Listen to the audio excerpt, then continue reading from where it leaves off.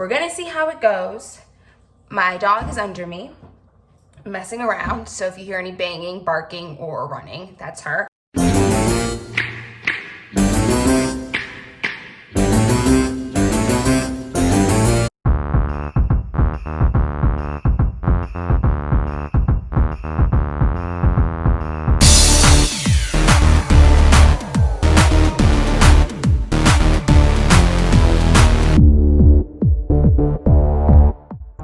Hello everyone, this is Beauty by Brains, and today I'm throwing a Halloween party.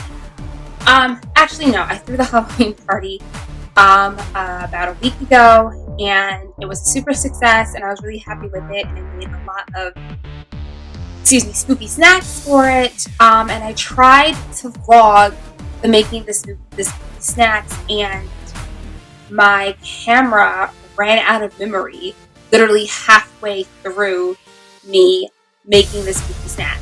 So I was really happy with how everything turned out. I was really proud of myself with how everything turned out, and so I decided to still post the video and post the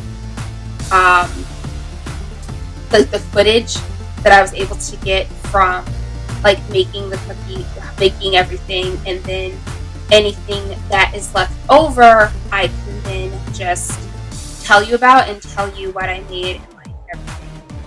So I posted pictures of exactly what I made on Instagram and everything. So I made witch hat cupcakes, spiderweb taco dip, pizza skulls, and like pizza tombstones, and I also made rotten deviled eggs and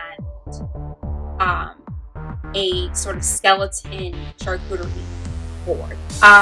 So I know that I got most. I'm not exactly sure what I got on camera and what I didn't. So I'm just gonna talk about everything that I made and like put pictures in and everything. Hopefully about like what it was supposed to look like and what it actually ended up looking like, and then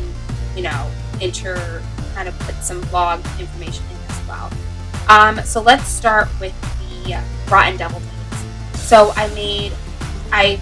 So for the rotten deviled eggs, I hard-boiled 12 eggs. I used a method that I learned from Food Network, which basically is you put the eggs in a pot, you basically cover the eggs with water, add a teaspoon of baking soda, and then set the pot on the fire, and then when it gets to a roaring boil, cut the heat and put a lid on the pot and basically let the eggs sit in the hot water for the amount of time that you wanted to. So I wanted a hard-boiled egg, so I put it in for 12 minutes. After the 12 minutes, I took the eggs out, and after they cooled for a little bit, I kind of rolled them on a cutting board so that the shell cracked a little bit. Unfortunately, for some of the eggs, I just straight up squished. But for others, I rolled them on the cutting board until they cracked a little bit, and then I put them all in a Ziploc bag, and I put some black food coloring into the bag, and I literally just like made sure that all of them were like soaked, and I let that sit overnight. Okay, I'm gonna put on some gloves. These are some regular like disposable gloves. I did wash them just to make sure there isn't any residue or anything on them, but I didn't want to get food dye on me. So what I did is that last night I boiled about a dozen eggs, and I put them in, I kind of cracked them a little bit. Some of them I smushed, so we'll see how those go as far as deviled eggs are concerned. So I cracked them and I put them in here, and to let them sit overnight, and so hopefully the dye will kind of seep into the deviled egg. So I'm gonna peel the eggs now. I have a little bag here for the shells. So I'm gonna peel the eggs now and put them on this paper towel, and hopefully they look good. I just realized you can't see if I do it that way, so I'm gonna put the eggs over here and peel here so you guys can see. And the plate is for, I have a cutting board. The plate is for when I actually maybe I should peel them over the bag. That makes sense. The plate is for when I actually separate the yolks from white.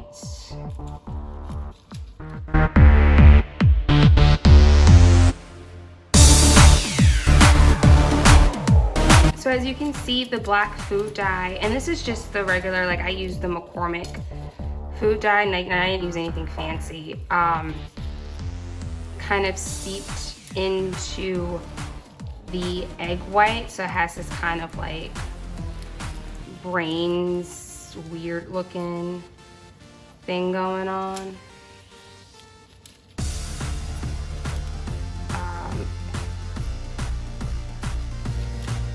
I think it looks pretty cool. I am just gonna rinse this off with water just to, so this is what it looks like. I'm just gonna rinse this off with water just to get those little pieces of shell off, and then we have one egg. Okay, since it takes me so long to peel, I think I'm just gonna peel the rest of them off camera, and then I'll be back once I get to like the deviled egg part making. Okay, these are the finished eggs, all peeled. I lost about 3 of them in the process. So what I'm gonna do now is, they're still like kind of dye-y, and the recipe that I was looking at said to, well, they said to peel and then rinse with white vinegar, but obviously I didn't do that, so. Ugh. So I just have this bowl here, and I just have some white vinegar. And the reason I'm using white vinegar is because the recipe for the deviled eggs that I am making calls for white vinegar. So I figured might as well. I don't want to use too much. Now this place is gonna reek like vinegar. So I'm gonna let these sit for like 2 seconds while I wash this plate, and then I'll be back. Okay, so the vinegar worked. I really was just in there for like 5 seconds, the time it took me to rinse the plate. So I'm going to now take the eggs and just slice them in half as best I can, and then kind of get the yolk out. So I hard boiled these eggs, and the method that I use, and they're already getting under my nails, but that's okay. The method that I use is from Food Network. Feel free to go in the comments if there is a better, if you guys know like a better way of doing things with eggs. Like I said, like I don't have really any experience when it comes to eggs. We don't really eat eggs in my household except like scrambled eggs, because my mother is allergic. We don't cook with eggs, so I don't know, like I had to get a deviled egg recipe from my friend because I've never even had deviled eggs before. So the extra yolks, I don't know if you guys noticed that there were some extra yolks already in the bowl. So like I said, I lost 3 eggs. They were not salvageable for deviled eggs, so I just took their yolks and threw them in here because, you know, you can always use some extra yolks, right? So like as you can see by like the white part, it's like really cool and stuff like that. And all this is honestly just black food coloring. You know, it's completely edible. It's not dangerous, but it looks like really rotten and stuff. And the recipe that I was following to get these, to get the egg actually called for, oh, this had a double yolk, cute. Actually called for green food dye in the yolks, but I don't want to do that because I think that this blackness is freaky enough without adding any extra element to it. Oh, this one's falling apart. I'm gonna see if I can salvage this one. It's not like, it's just a party for my friends, so you know, things don't have to be perfect. I might not be able to salvage that one. But what I might do, I might eat it just to double check if there's any taste difference or anything. I think I'll do that.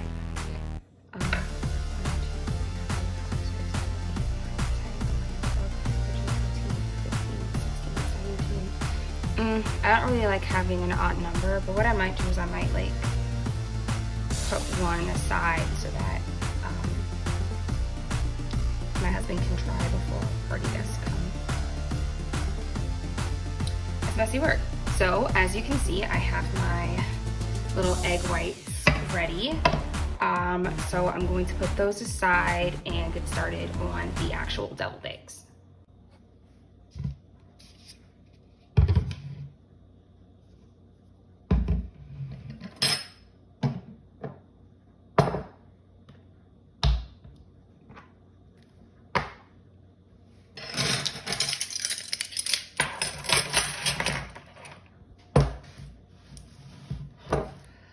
Okay, let's make some deviled eggs.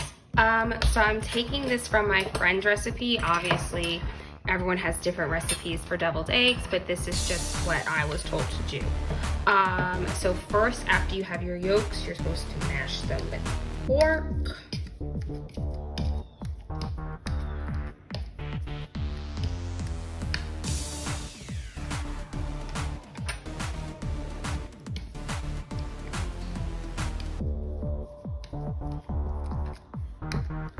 Until they're all nice and crumbly.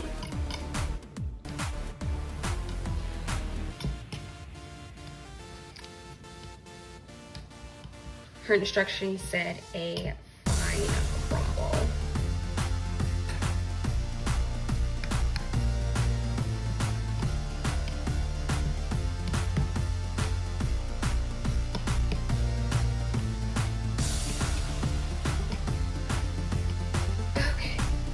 That looks good, right?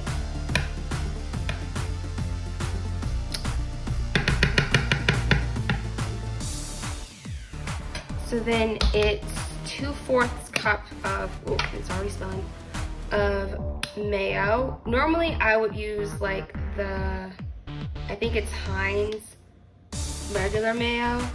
Well, you guys can't see, but I'm not a big mayo eater. I personally don't even like mayonnaise. So, but my husband is, so this is the mayo that he had. So that's what we're gonna use. I feel like I'm on Food Network. 2 teaspoons of white vinegar. She insisted on the vinegar, and most like recipes that I've seen for deviled eggs do involve vinegar. Normally I cook with apple cider vinegar, but she said no, it has to be white vinegar. 2 teaspoons of yellow mustard.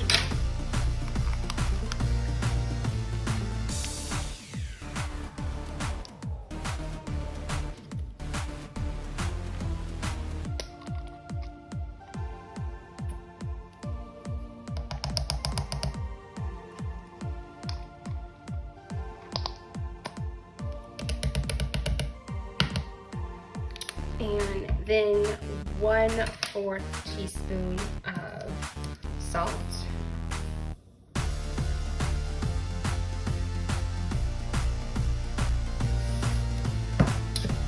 And then it just says black pepper, so I guess it's black pepper to taste, which is fine with me. I'm actually a pretty good cook, so I have faith in myself.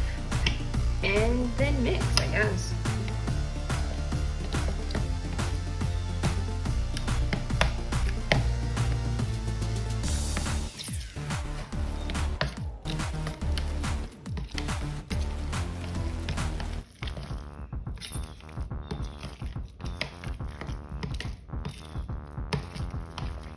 So the joke about this dish is that I literally have no idea how it's supposed to taste. So this is going to be interesting.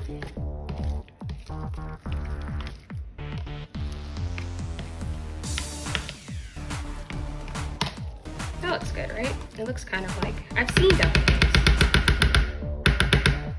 So I'm gonna put this aside. I got this cute little tray, excuse me, from Party City. So I'm just going to place the egg whites.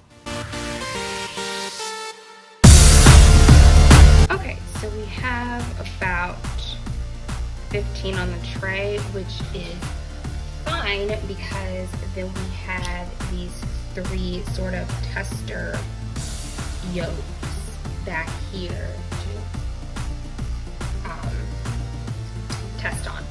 So I'm gonna push all this stuff back.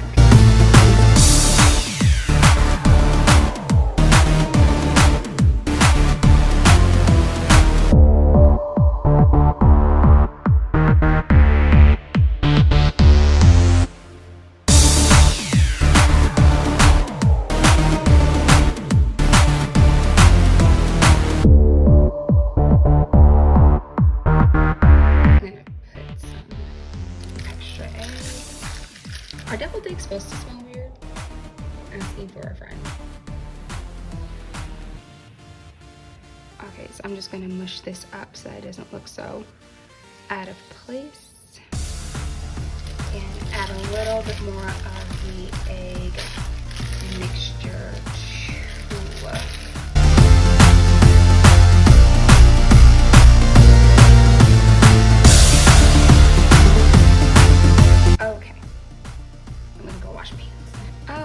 as with all deviled eggs, you have to add a bit of paprika.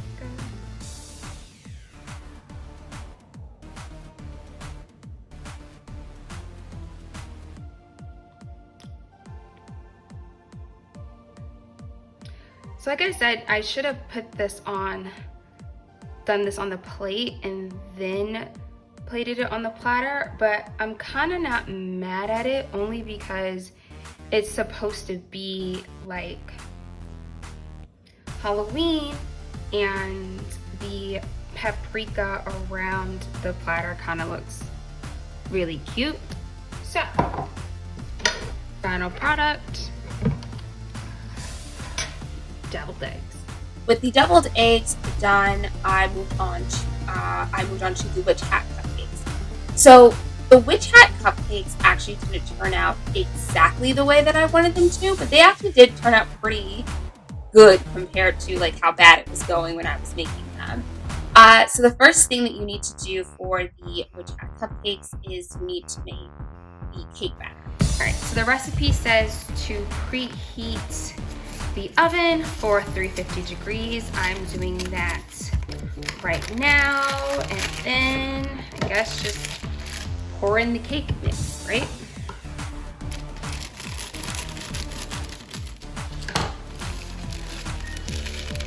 And that was the oven saying it's ready. Cute. Next thing is 1 1/4 cups of water. And then 1/2 cup of vegetable oil. So this vegetable oil is, I spilled it really early on in getting it, and every time I use it, it's just a disaster. And then here it is.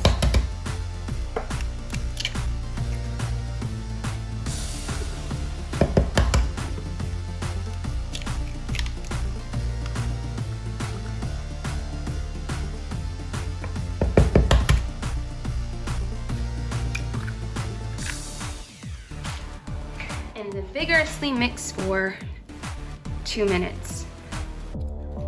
Alexa, set a timer for 2 minutes. 2 minutes, starting now. By the way, I have a routine you might like. I can help you keep a study or work session on track by playing focused music. Do you want to try it? No. No problem.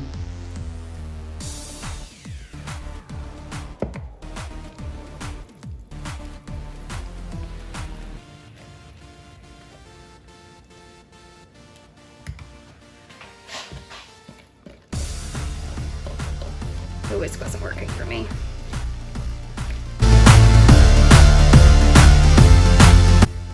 Okay, the cake batter is mixed, and now I'm putting these cones into this cupcake like cone stand thing. I got this off of Amazon,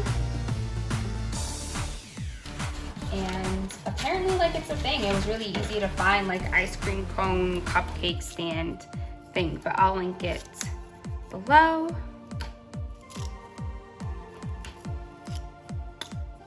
Perfect. So this is gonna make, I'm gonna make 12 cupcakes.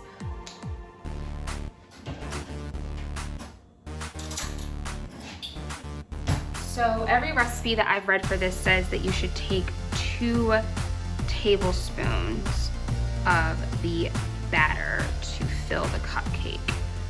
So I guess I'll do that then.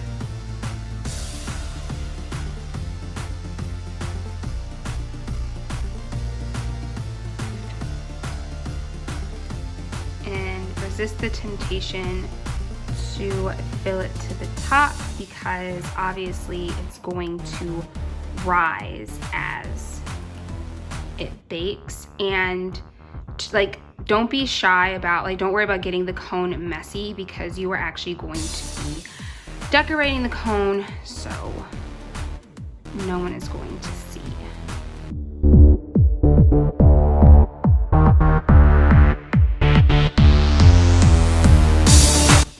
Okay, the molds are done, and as you can see, I have a lot of batter left, so I think I'm going to get some molds and make like little mini cakes. So I have these 2 molds here, and I'm gonna start filling them. The recipe says 3 tablespoons for cupcakes, and you know, if I run out of batter, fine, and if not, you know, we'll have some fun.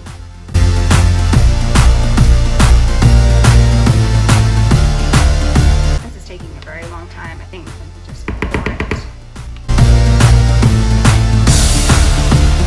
Alright, so that is basically done. There really isn't enough batter for the skulls, which is fine because I wanted to test out this graveyard tombstone thing anyway. So I'm just cleaning up the edges a little bit, and I'm going to pop both of these in the oven. Okay, so the cakes are done. This one I put in for 15 minutes, and the skulls and the cupcakes I put in for about 19 to 20.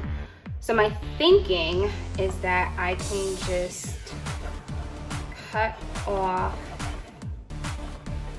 the tops of these things just to make it flat and even.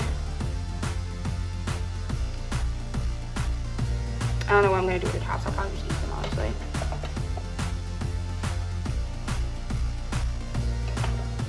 So basically, I'm just cutting along like whatever is not even with the pan.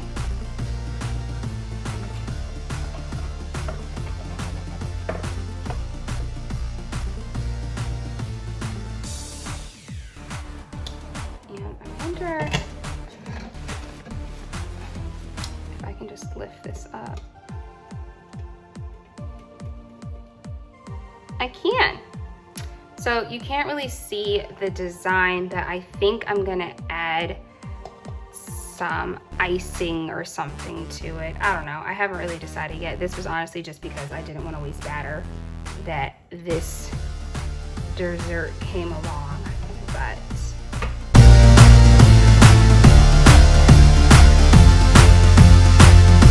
ta-da! So once those were done, I let them cool, and then I took my black food coloring spray and I sprayed the cones black. I then got some chocolate chip cookies, like whatever chocolate cookie you want. I just chose like a Kroger brand chocolate chip cookie. I sprayed those black as well, and then I used a little bit of icing to attach the cone to the cookies that makes that sort of hat shape. I had yellow icing, and it's all decorating icing. The recipe that I got this from said that you should add food coloring to white icing, but ain't nobody got time for that. So I had yellow icing, blue icing, and green icing, and basically what I did is that I used a little piping tip that actually attached to the icing tube, which was great. and piped a line of blue or green around the bottom of the cone where it attaches to the hat, the cookie. Let that sit for a second, and then took a thin piping tip and used it to make a square around the line so that it looked like a witch's hat. And I just set those in a platter, and that was good to go. I actually didn't end up using the cakes in the party. That I kind of just saved that for me, Boothing, and a guest that was staying over for the week. The spiderweb taco dip actually turned out visually a lot better than I thought it would. I don't know how well it tasted. I think you have to really be into like 7-layer dips to enjoy it. But it looked visually really good. So for the 7-layer taco tip, I did 1 layer of refried beans, just whatever like refried beans you want to use. I put them in the microwave for like a minute to heat them up. And then I put that at the bottom of a 9-inch pie dish. Then I mixed sour cream with a packet of taco seasoning. I actually used too much taco seasoning. I should have used a sprinkle of it, so that's just kind of in. I threw the whole packet in, so that actually ended up being orange, but it's just fine. It's Halloween-y, whatever. So I put a layer of that on, and then I got a medium salsa. The recipe that I copied this off of was from Jade Libra, which is a YouTuber. She used a chunky salsa, but I prefer a smooth one, so I just used a medium heat salsa on top of the sour cream, and then I made guacamole.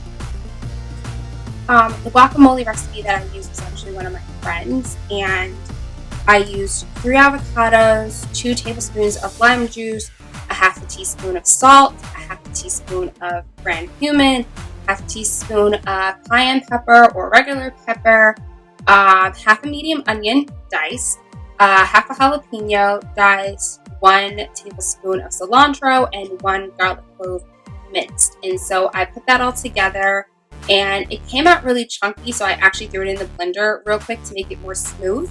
So I put the guacamole on top. I put around the dish some shredded lettuce, some Mexican mixed shredded cheese, and black olives. And then for the spiderweb, I literally just took a little bit of the remaining sour creams. I didn't put all of it in the dish, and I put that into a Ziploc bag, cut off the tip, and kind of just pipe some circles and then the lines to make it a spiderweb.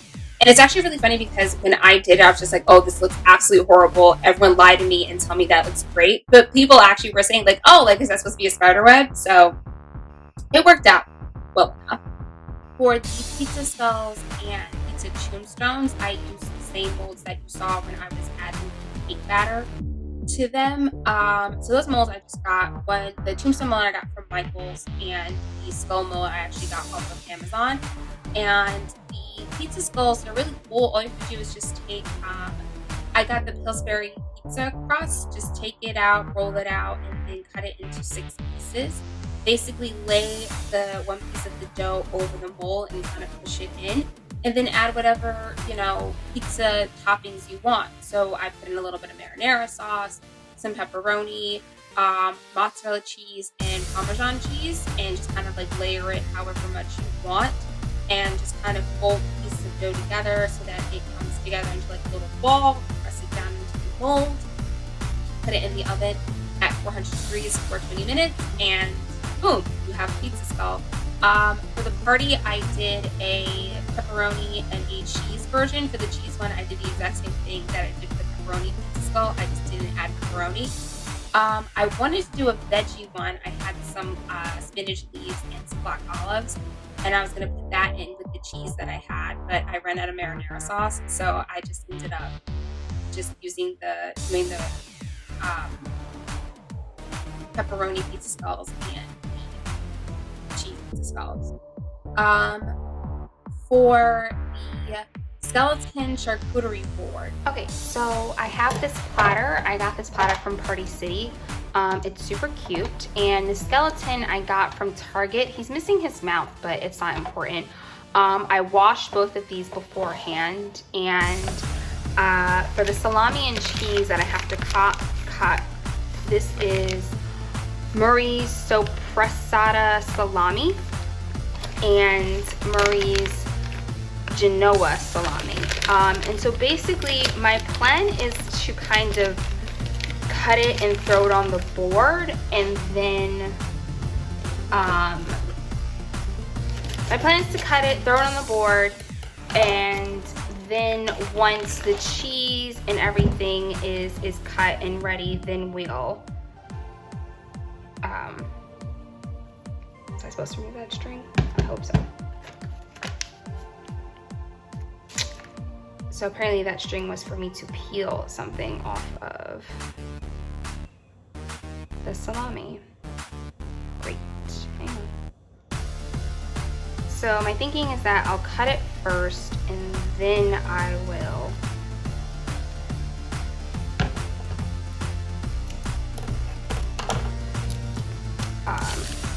like place it, make it fancy. I haven't really decided exactly how I want to do it. I've seen certain people just place it around the skeleton, which is what I'm kind of leaning towards, but I saw other people kind of drape it, so I guess we'll kind of play it by ear. So the joke is that while Boothing is not here and not helping me with food preparation, he did demand that if we get salami, that it has to be like the real salami and not like the pre-sliced fake salami. So thanks, Boothing.